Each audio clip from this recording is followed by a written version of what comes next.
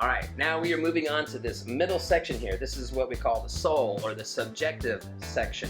It's subjective to our thought. So this is where the soil comes in. It's the creative mechanism. The seeds go in the soil does all the work to then produce the plant. So this is the same thing, our thoughts go in here.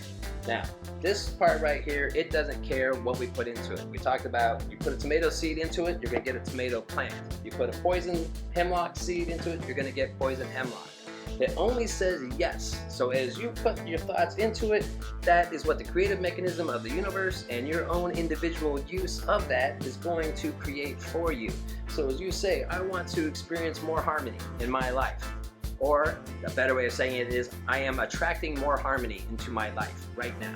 That's something you're planting here. That can manifest here if that's your most predominant. But if you have thoughts like that, and then most of the time throughout the day, your attention goes to all the things that are opposite of harmony, and you find yourself finding or creating animosity with somebody around you, getting upset, yelling at them. You're not feeding your soul, that subjective creative mechanism, thoughts that reinforce that harmony. All your thoughts are creative. So while you hold a thought, say you're out driving and you see somebody that cuts you off, and then you have a thought of, why do people drive like that? People are always driving like that around me. That's a thought, and you're unintentional about it. It's usually not something that you were consciously choosing to think. It just, these thoughts happen automatically as well. It is feeding that creative mechanism. So what you're gonna experience down here is what goes into that most often.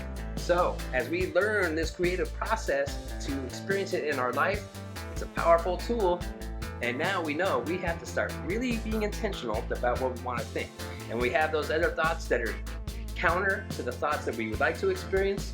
We need to put in a thought opposite of that. So as I see, like, people are always trying to take from me. As soon as I recognize I had a thought of something that I don't want to experience in my life, I need to say, people no longer. That doesn't work good either. People are no longer taking from me.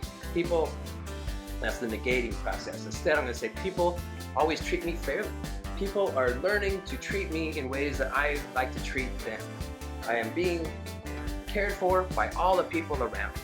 You start to just plant these seeds into this creative mechanism, and it takes time over a process, a gradual process, to create what we want to see down here. We have the idea of seeds, soil, plants. Well, here's the thing. We have been planting all kinds of thoughts unintentionally for a long time. So instead of tomato seeds, we've been putting seeds of weeds unintentionally. Like all those negative thoughts we have about people around us and about our experience, those are here. So it doesn't happen overnight when we start to become aware of our thoughts that all of a sudden our reality shifts. It's a gradual, slow process. And if you've been working without this knowledge for 30, 40 years, that's a lot of seeds and weeds that we have planted in there. So be patient with yourself as we learn to weed them out and replace them with the seeds that we want. One at a time at a time. Keep at it. Don't give up. This stuff works. All right, we'll see you for the next video.